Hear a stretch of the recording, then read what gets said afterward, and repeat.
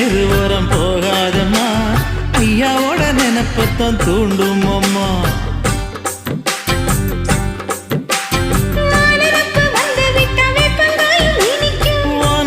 போய்விட்டா செங்கரும்பும் கசக்கும். கோபுரத்தை கட்டி வைக்கவா, தலைவன கலசம வணங்கிடவா.